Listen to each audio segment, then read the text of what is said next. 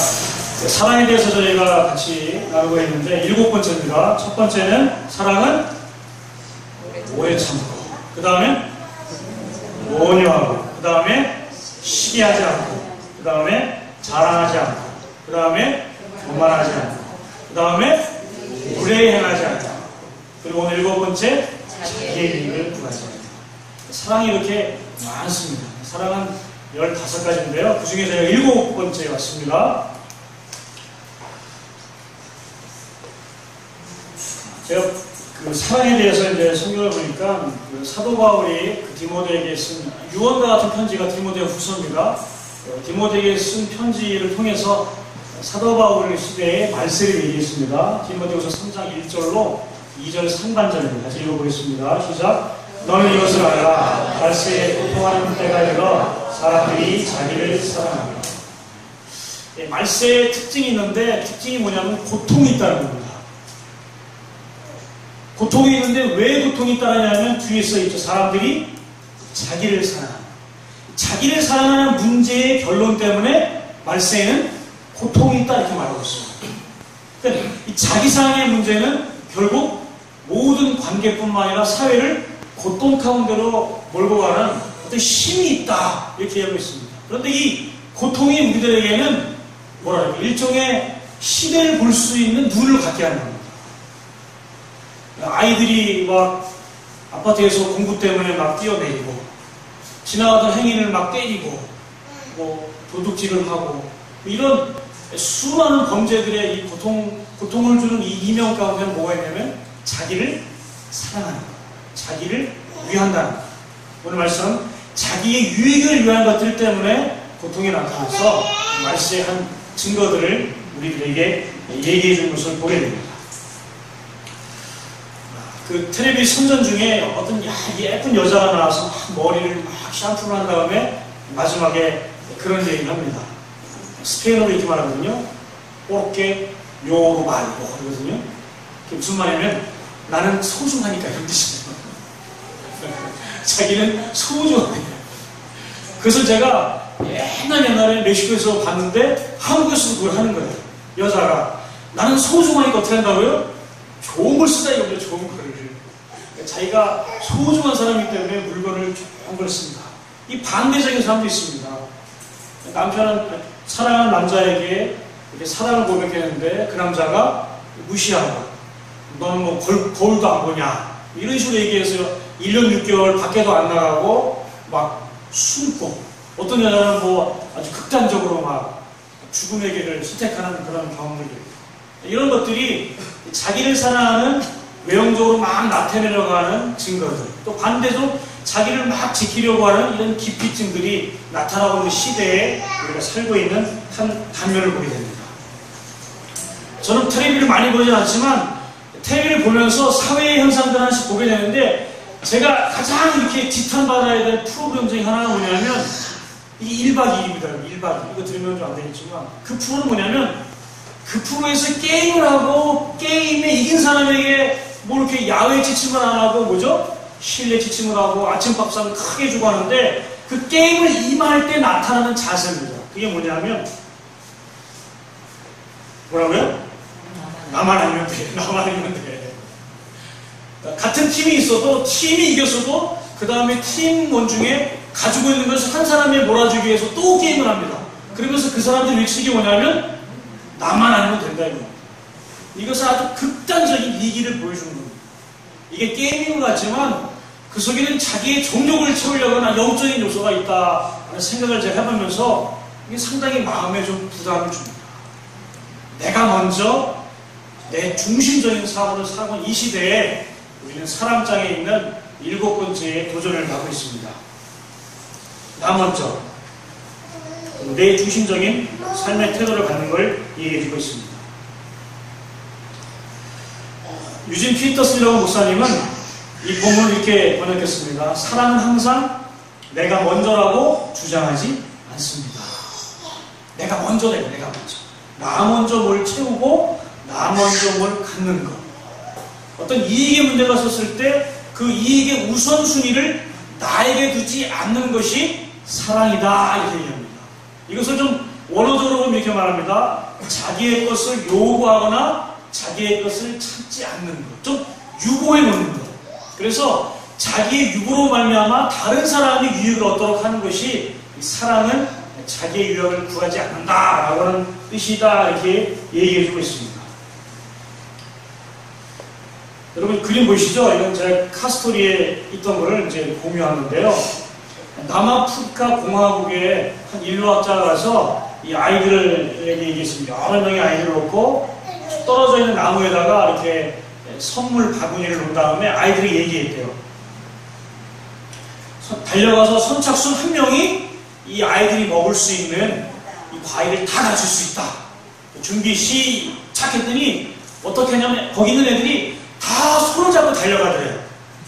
군대 갔다 오면 아시죠? 선착순 한 명, 저기 있는 꼴대까지 돌아오면 한 명이 쉬고 나머지는 또 가는 거잖아요. 그런 것처럼 선착순 한 명 달려가! 그랬더니 거기 있는 애들이 다 손을 잡고 달려가더래요. 그럼 1등이 몇 명이 되는 거예요? 다 하죠. 그래서 거기 있는 애들이 그걸 다 먹었대요. 제가 그걸 보면서 야, 이건 우리 시대에 이기주의에 아주 팽배하고 또 극단적으로 자기의 유익을 찾는 우리 시대에 던져준 하나님의 메시지 같구나. 그런 생각을 하게 됐습니다. 그 아이들에게 이런 사상이 있대요. 다른 사람이 슬픈데 어째서 한 명만 행복해질 수 있습니까? 그리고 그 사람들에게 이런 단어가 있답니다. 우분투라는 말이 있대요. 우분투. 내가 곧 우리라는 거죠. 나는 우리에 속해 있고 우리는 한 사람을 위해서 힘을 합친다는 의미가 있겠죠. 성경에 자기 유익을 구하지 않고 모두가 다 행복하게 살아가는 어떤 실상의 모습을 이 가난한 남아프리카 공화국에 있는 한 종족을 통해서 우리들에게 전달해주는 사건이 아닌가 이렇게 생각해 보게 됩니다. 사랑은 항상 내가 먼저라고 주장하지 않는데 이것은 두 가지를 가지고 우리가 생각해 볼 수 있습니다. 첫 번째는 자기의 이익을 추구하지 않을 뿐만 아니라 또 하나 자기의 의견을 고집하지도 않는 겁니다. 내 것, 내 뜻을 내려놓는 것. 이게 자기의 유익을 구하지 않는다는 거죠. 우리가 내 이익을 포기하는 것은 좀 이해가 될 수 있지만 내 의견을 내려놓고 내 의견에 대한 고집을 주장하지 않는 것은 자칫 범하기 쉽습니다. 특별히 공동체가 회의를 하거나 어떤 일을 진행하고자 할 때 자기가 생각하는 것에 대해서 끝까지 고집을 부리는 경우가 저도 있습니다. 여러분도 있을 수 있습니다. 이것은 사랑의 문제로 한번 우리가 도전해봐야 할 줄로 믿습니다. 공동체가 다 왼쪽으로 가고자 할 때 자기는 끝까지 오른쪽이라 유익하면서 그 고집을 내려놓지 않는 걸 때 우리 자신의 사랑의 문제를 한번 점검하게 되는 거죠. 내가 정말로 사랑해서 내 고집을 내려놓을 수 있는가? 라고 하는 문제 가운데 우리가 도전한다면 공동체가 점점점 사랑 가운데 아름다운 이렇게 하나님께 인도받는 대로 나아가게 될 줄로 믿습니다. 그 대표적인 인물이 아브라함입니다. 창세기 13장에 보면 아브라함과 그 조카 롯이 양을 치는 목자들을 놓는데 점점점 부흥했습니다. 그래가지고 이 땅이 있어야 양들이 풀을 먹으니까. 그런데 이 땅 문제 때문에 이 목자들이 싸우게 된 겁니다. 서로. 그럴 때 아브라함이 롯에게 얘기를 하는 거죠. 그럼 같이 읽어볼까요? 시작. 아브라함이 롯에게 이르되 우리는 한 친족이라 나나 너나 내 목자나 내 목자나 서로 다투게 하지 말자. 내 앞에 온 땅이 있지 아니하냐. 나를 떠나가라. 내가 좌하면 나는 노하고 내가 우하면 나는 좌하리라. 할렐루야. 아브라함이 우리 속담인가 우리 전통 문화적인 있잖아요. 형님 먼저 이겁니다. 이거 형님 먼저 아우 먼저. 그런데 여기서 아브라함과 롯 가운데는 아브라함이 갑입니다. 여러분. 아브라함이 요새 하도 갑 문제 이런 문제인데 아브라함이 더 실세예요. 그런데 조카 롯에게 먼저 제시하는 겁니다. 네가 먼저 선택하라. 네가 좌하면 내가 우하고 네가 우하면 내가 좌하겠다. 자기의 유익 문제를 내려놓고 상대에게 선택권을 주는 게 이게 사랑이라고 하는 문제를 우리가 붙잡고 나가야 될 줄 믿습니다. 초대교회도 그랬습니다. 사도들이 열심히 복음을 전하면서 많은 사람들이 자기의 재물을 자기 것으로 여기지 아니하고 사도들 앞에 막 떠났습니다. 그럴 때 이 사도들이 그 물질을 가지고 가난한 가부들을 막 섬겼습니다. 그런데 그 과부 중에는 두 종류가 있었습니다. 원래 이스라엘에 있던 사람들, 또 이 헬라파, 이 유럽, 로마에서 온 사람들이 나눠진 것입니다. 그런데 가만히 보니까 이 헬라파 과부들이 자기네들이 도움을 못 받는 것 같아서 불만이 막 생긴 거예요.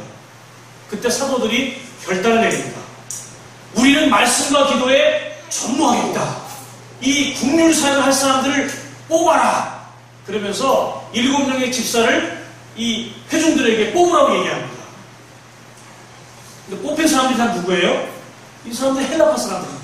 시프리파 사람이 아니에요. 그래서 7 집사를 세워서 이 사람들이 가난한 사람을 돕게 되는 역할을 감당한 것을 보게 됩니다. 철저하게 선택권을 상대가 원하는 것을 내어주는 게 이게 자기의 유익을 구하지 않는 참된 사랑의 방법인 것을 우리가 붙잡고 나가야 될 줄로 믿습니다. 우리가 고린도서를 보기 때문에 고린도서에 나와 있는 자기의 유익 문제를 제가 찾아봤는데 3가지가 나옵니다. 첫 번째는 자기 자신의 문제, 자기의 이 몸의 문제를 얘기하고 있습니다. 두 번째는 자기와 자기 아내의 관계 가운데서, 세 번째는 자기와 남의 관계 가운데서 자기의 유익을 구하지 않고 살아가는 것을 얘기해주고 있습니다.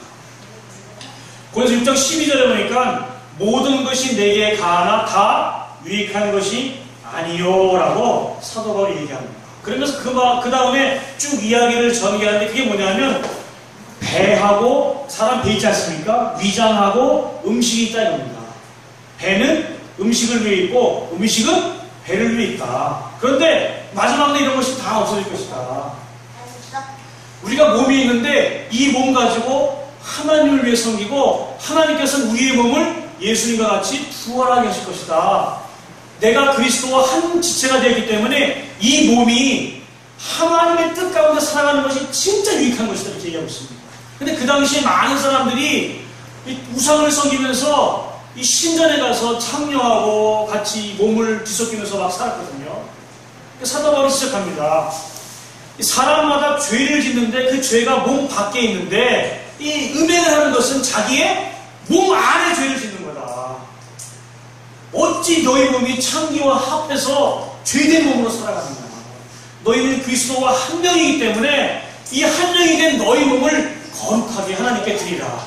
다른 말로 말해서 음행하는 삶을 살지 말고 하나님이 부르신 거룩한 삶을 살아라. 그러면서 결론적으로 이렇게 말합니다. 같이 읽어볼까요? 시작. 너희 몸은 너희가 하나님께로부터 받은 바 너희 가운데 계신 성령의 전인 줄을 알지 못하느냐? 너희는 너희 자신의 것이 아니라 값으로 산 것이 되었으니 그런즉 너희 몸으로 하나님께 영광을 돌리라. 할렐루야. 내가 자유하기 때문에 내가 이 몸 가지고 뭐든지 할 수 있다 이겁니다. 그런데 하나님은 이 몸 가지고 거룩하게 살라 이겁니다. 음란한 것, 더러운 것, 추잡한 것 보거나 쫓지 말고 거룩하게 구별하라. 여러분 심각한 말씀을 드리면 목회자 가운데 가장 큰 경건의 문제가 뭐냐면요, 음란 사이트를 보는 거랍니다. 저도 창피합니다. 제가 옛날에 고백한 거 여러분 기억하시죠? 지금은 그런 일 없지만 저 강원도에 있는데 어떤 분이 경찰서에 잡혀왔답니다. 왜 잡혀왔냐 그러니까 이분이 동영상을 찍어서 올려서 돈을 받는 분이었대요. 어떤 동영상인지 여러분 생각하시죠? 신분이 목사님이래요. 너무 삶이 어려우니까 그걸 올려서 돈을 받아 살다가 이게 추적에 걸려가지고 잡혀들어갔다 한 얘기를 뉴스에 봤습니다. 내 몸뚱어리가 내게 아니고 이게 하나님 것이기 때문에 하나님께 영광을 돌리는 거룩한 삶을 살아라. 이것이 진짜 우리의 몸의 유익을 위한 삶이다라고 하는 것을 우리가 붙잡고 살아야 될 줄로 믿습니다. 할렐루야. 남자들은요, 제가 강의를 들어봤는데 10초마다 음란한 생각을 한답니다. 태생적으로. 종종 보조를 했을 거예요. 특별히 젊은 사람들 20대 30대는요 욕정이 끊이지 않습니다. 태강이 그래 안 그래? 그렇습니다. 남자는 그게 정상이에요. 하지만 하나님께서 주어주신 우물이 있지 않습니까? 우물. 그 우물 안에서 물을 마시고 우리의 몸을 거룩하게 드리는 삶을 하나님께 선택하는 것. 그게 진짜 우리 몸에 유익한 것을 붙잡고 나가야 될 줄로 믿습니다. 그 감옥에서 이렇게 교도하시는 한 장로님이 그런 간증을 하는 걸 생각합니다. 이 조직폭력배가 왔는데 이분들이 자일하는데 아주 끔찍하게 자일한대요. 그래서 칼을 가지고 배를 가른 다음에 내장을 꺼내가지고 이 내장으로 줄넘기를 한답니다. 상상을 해보세요. 이 말이 돼요? 몇 바퀴 돌다 쓰러진답니다. 근데 이 친구가 예수를 믿었대요. 그리고서 나중에 고백한답니다. 그때 제가 배를 괜히 갈랐어요. 그때 줄넘기를 괜히 했어요. 막 그런데요. 이렇게 극단적으로 자기의 몸을 막 희생하고 막 그런 걸 보여주면서 막 하는 겁니다. 우리 부모들한테도 그게 있습니다. 그게 이 어린아이와 같은 부모들이 있거든요. 부모들의 나르시시즘이라고 해요. 나르시시즘. 자기애. 그래서 자기를 막 아이들에게 뭔가 자기가 된 것처럼 아이들을 막 다그치거나 아이들을 자기의 뜻대로 막 조종하려고 하는 그런 것들이 많습니다. 그 마지막에 그리스도인 신화에서 보면 이 나르시시즘을 느끼는 그 등장인물이 우물에서 자기 그림보다가 자살하잖아요. 자기가 사랑한 게 자기 모습이거든요. 이런 역효과들이 막 나오는 겁니다. 자기 몸을 온전히 주님께 드리는 삶, 이것을 붙잡고 우리가 시험에 나갈 때 하나님께 영광을 될 줄로 믿습니다. 두 번째는요, 사도 바울이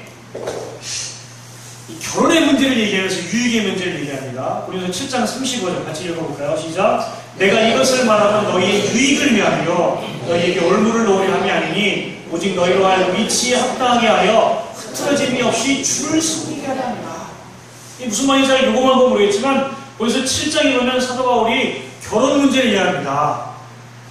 장가 가는 사람도 좋고 장가 안 가는 사람도 좋다. 시집 가는 사람도 좋고 시집 안 가는 사람도 좋다.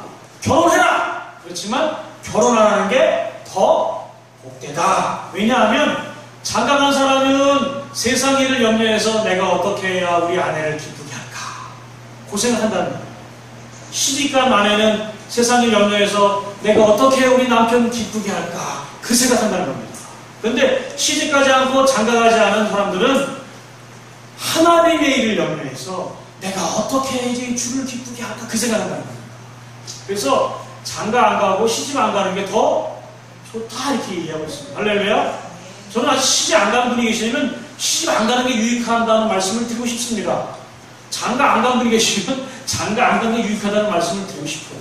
그게 세상을 염려하면서 배우자를 위해서 이렇게 애쓰는 것보다 그 자기의 문제가 아닌 하나님의 문제 가운데 염려하고 기뻐하는 게 훨씬 하나님 앞에 복되기 때문에 그렇습니다. 할렐루야.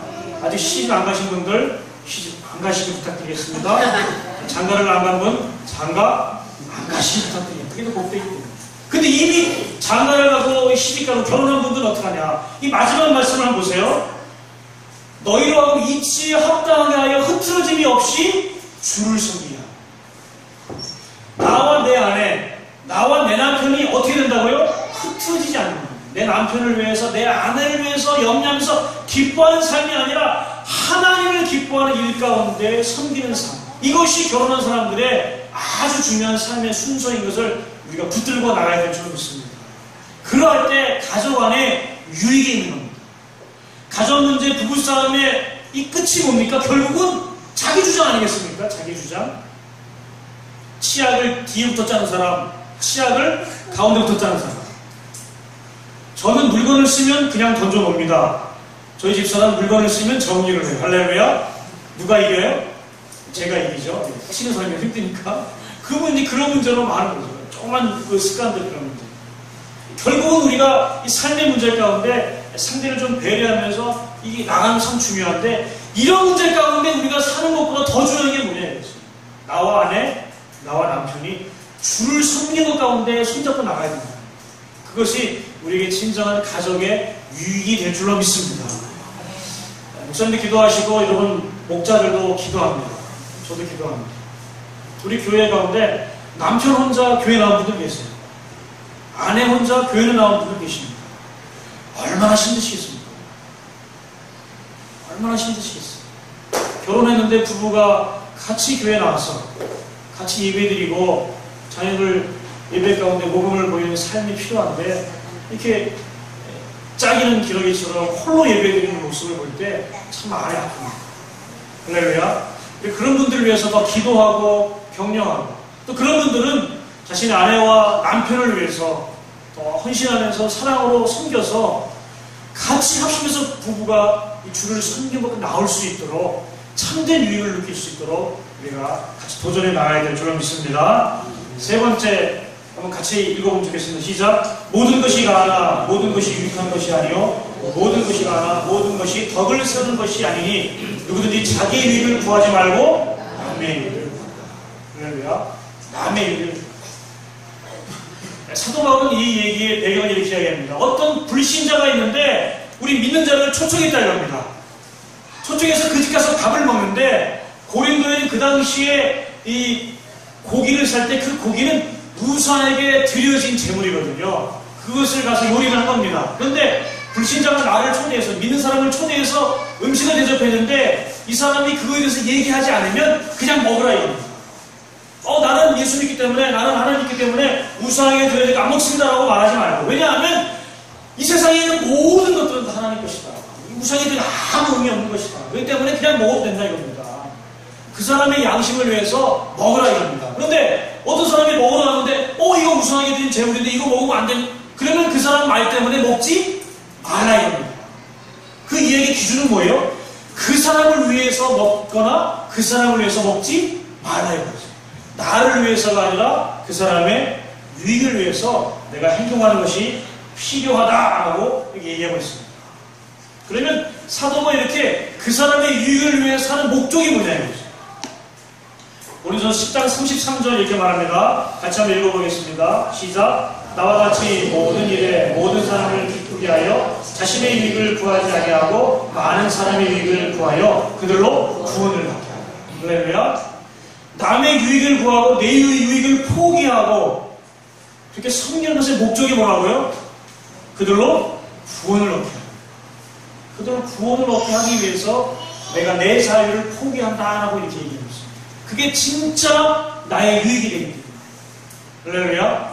우리가 가정교회 합니다. 가정교회의 정신이 뭐냐면 우리가 남을 섬기는데 언제까지 섬기느냐? 그 사람이 성공할 때까지 섬깁니다. 섬기는 게 뭐냐? 그 사람의 성공을 도와주는 거예요. 사업하면 사업에 어려움이 있으면 그 사업에 성공하도록 뭐 사람을 만나게 해주고 또 잘못된 일이 있으면 교정해주고 이렇게 끝까지 도와줍니다. 직장생활 하는데 힘들면 그 사람 만나주고 이런 게 섬기는 것이고 이게 사랑이고 이게 자기의 유익을 구하지 않는다라고 하는 것을 우리가 붙잡고 나가야 될 줄 믿습니다. 내 몸이 하나님께 유익이 되도록 거룩한 삶을 살아야 우리 부부와 가정이 하나님의 나라의 유익이 되도록 하나님을 섬기는 그런 가족이 되도록 힘쓰는 것 그리고 남의 유익을 위해서 그 사람이 구원받도록 하는 것 이것이 사랑의 아주 중요한 세 가지의 이 문제라고 하는 것을 붙잡고 우리가 나가야 될 줄로 믿습니다. 말씀을 좀 정리해 나가면 좋겠다 그런 생각이 듭니다. 요한복음 3장 16절 다 아시죠? 같이 읽어보겠습니다. 시작. 하나님의 세상을 이처럼 사랑하사 독생자를 주셨으니 이는 그를 멸망하지 아니하고 영생을 얻으리라. 요한복음 3장 16절 말씀. 아멘. 이 말씀은 뭐 성경에 딱 성경에서 한 말씀 뽑아나오는 이 말씀이 나옵니다. 이 말씀 중에 아주 중요한 자기의 유익과 관계된 말이 있다면 주셨으니 자기의 유익을 구하지 않는 사랑의 가장 단편적인 특징이 뭐냐면 주는 겁니다. 사랑은 갖지 않고 주는 겁니다. 하나님은 우리를 사랑하셔 예수 그리스도를 내어 주셨습니다. 그리고 예수는 우리의 자기를 비워 주셨습니다. 그렇기 때문에 예수를 믿고 예수를 따르는 사람들의 가장 큰 특징은 뭐예요? 주는 겁니다. 줄 때 우리 가운데 능력이 나타납니다. 저는 오늘 말씀을 가지고 세 가지를 좀 붙잡고 우리가 기도하고 적용했으면 좋겠다 그런 생각이 듭니다. 첫 번째는요, 예수님의 섬김을 배우는 겁니다. 예수님의 섬김. 나의 유익을 구하지 않고 다른 사람의 유익을 구하는데 우리가 어느 정도까지 섬겨야 되느냐. 예수님은 많은 사람을 위해서 대속제물로 자기의 목숨을 주셨습니다. 우리는 그 정도까지 그 사람을 섬겨야 될 줄로 믿습니다. 이것은 너무 어렵습니다. 근데 이것이 우리에게 최종적인 목표입니다. 그 목표를 도달하기 위해서 하나의 징검다리가 있는데 그게 뭐냐면 아까 말씀드린 우리 지체와 다른 사람의 성공할 때까지 돕는 것. 그것이 예수님의 섬김을 배우고 따라가는 우리의 자세인 줄로 믿습니다. 두 번째는요, 하나님의 뜻을 따르는 거예요. 우리가 어떤 의견을 내고 어떤 일을 결정할 때 제 생각엔 이게 하나님의 뜻입니다 라고 말할 수 있어야 되는 거예요. 제 생각에는, 제 마음에는, 저에게 주시긴 마음은 이것이 하나님의 뜻입니다 라고 얘기하는 겁니다. 이게 자기 유익을 구하지 않는 겁니다. 우리는 순복음교회지만 어떤 다른 교회들은요, 이렇게 뭐 중직들이 모여서 회의를 하면요, 이게 오래 간답니다. 많이 싸운대요. 그리고 교회 중직 중에 장로님들이 많은 교회들은 회의가 오래 간답니다. 왜 그런지 아세요? 하나님의 뜻이 아니라 뭐예요? 자기의 뜻을 계속 얘기하고 서로 붙잡히고 편을 가르고 또 파당을 짓고 이런 문제 때문에 이 교회가 하나 되지 않는 모습들을 많이 나타나는 게 또 이 아픈 한 모습이겠죠. 만약에 우리 교회가 회의를 한다면 어떻게 해야 되겠습니까? 회의 가운데도 자기 유익을 구하면 안 됩니다. 제 생각에 하나님의 뜻은 이거 같습니다. 하나님이 저에게 이런 감동을 주셨습니다라고 하나님의 뜻 가운데서는 자기의 얘기를 할 때 진짜 상황 가운데 회의가 흘러가게 될 줄로 믿습니다. 할렐루야. 우리가 목장에 모여서 어떤 일을 결정하고 또 남성교회가 모이고 여성교회가 모이고 또 전체 목장 모임을 하면서 총목장 모임할 때 이것을 붙잡고 할 때 우리 교회가 건강이 될 줄로 믿습니다. 하나님의 뜻은 이겁니다. 저에게 주신 하나님의 말씀은 이거 같습니다. 저는 이런 감동으로 말씀합니다. 자기 거가 아니라 하나님의 것을 나를 통해서 흘러간다라고 하는 것 가운데 이 뜻을 얘기할 때 교회가 하나 될 줄로 믿습니다. 그럼 건강한 거죠. 할렐루야. 여러분, 교회 가운데 가장 민감한 게 뭐예요? 재정 문제입니다. 재정 문제. 재정 때문에 시험 들고, 재정 때문에 어렵고, 재정 때문에 기쁘고 그렇습니다. 저는 이런 꿈을 꿔요. 재정 때문에 즐거운 교회. 이걸 어떻게 쓸까? 이런 게 있지 않습니까? 우리 내일 소풍 가면 아이들이 뭘 싸지? 김밥을 싸고 사이다를 준비하고 그런 것처럼 하나님을 위해서 어떻게 쓸까라고 서로 고민하는 이 즐거움이 우리 교회의 이 재정회의 가운데 나타났으면 좋겠다 그런 생각이 듭니다. 이것을 이렇게 해야 되는데 이것을 이렇게 해도 왜 안 했어요? 그거 아니라 하나님의 뜻이 이런 것 같습니다라고 즐겁게 회의할 수 있는 그런 교회의 건강함이 우리 교회에 나타났으면 좋겠다 그런 생각이 듭니다. 세 번째는요, 청지기 의식으로 섬기는 겁니다. 청지기 의식. 청지기는 뭐냐면 맡긴 거죠. 맡김을 받은 거지 않습니까? 나에게 주신 건강, 나에게 주신 재정, 나에게 주신 재능들을 나에게 맡기셨다는 걸 가지고 섬기는 겁니다. 할렐루야. 제가 한 가지만 좀 지적하기 원합니다. 저희 교회가 1인 1사역을 정해서 하고 있는데 주일날 예배에 와서 하는 건 잘하시는 것 같아요. 온 김에 하는 게 저는 봉사가 아니라고 생각합니다. 교회 예배드려 온 다음에 왔으니까 청소하고 왔으니까 뭐하고 왔으니까 뭐하는 것은 봉사의 반밖에 안 됩니다. 그거 말고 따로 시간을 들여서 봉사하는 게 진짜 사랑입니다. 새벽에 와서 토요일날 가족끼리 와서 아니면 주일날 늦게라도 와서 주중에 자기가 와서 시간 내서 섬기는 게 그게 진짜 섬기는 거예요. 그거에 하나님이 복 주시면 저는 그렇게 믿습니다.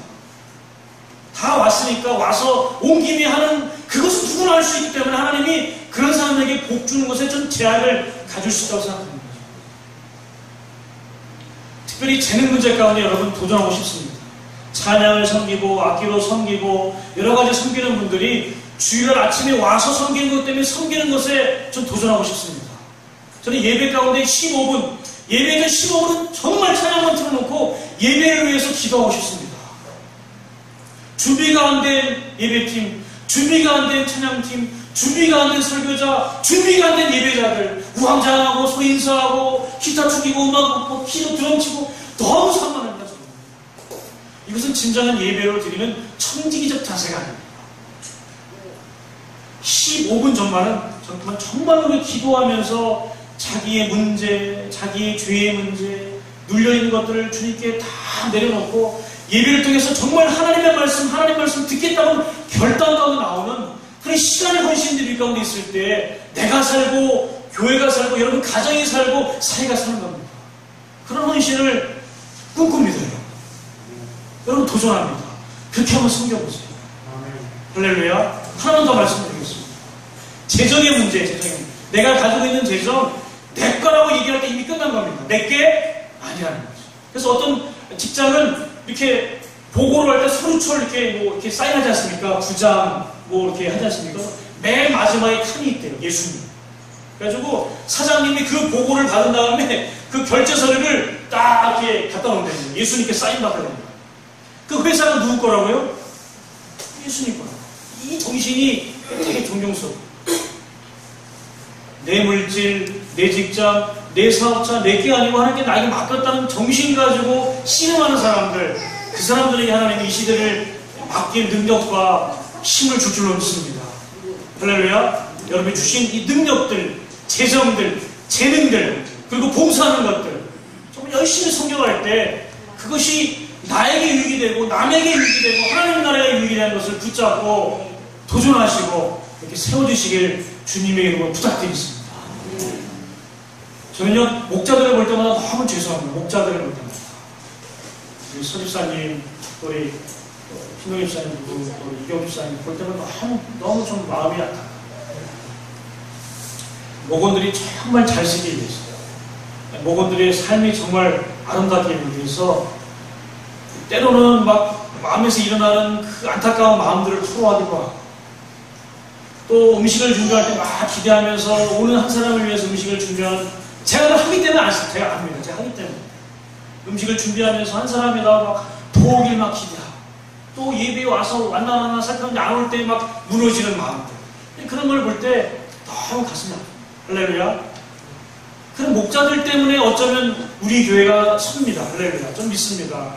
그렇기 때문에 여러분 목자에게 정말 감사하셔야 되고, 목자들이 기도하고 애쓰며 수고하는 것에 정말 치하할 필요가 있다고 저는 믿습니다. 그분들이 자기의 유익을 구하지 않고 정말 목원들의 유익을 위해서 시간을 드리고 자기 재정을 드리고 자기 헌신을 드리는 삶이 우리 교회에 나타나고 있다고 저는 믿습니다. 그럴 때 교회가 강건해지고 아름답게 세워집니다. 할렐루야.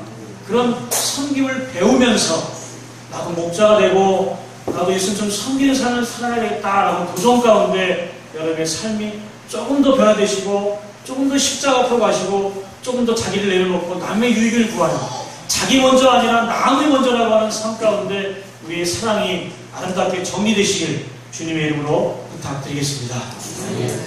우리 앞에 불렀던 나의 만족과 유익을 위해 한번 부르시고 자기 자신에게 주신 말씀, 제가 주보에도 썼지만 하나님의 말씀으로 받는 설교입니다. 전심으로 찬양하고 믿음으로 기도하고 감사드리는 헌금입니다. 이 시간에 찬양을 전심으로 드시면서 하나님이 나에게 주신 말씀이다 하고 붙잡고 여러분 이 말씀에 붙인 대로 기도하며 나누시겠습니다.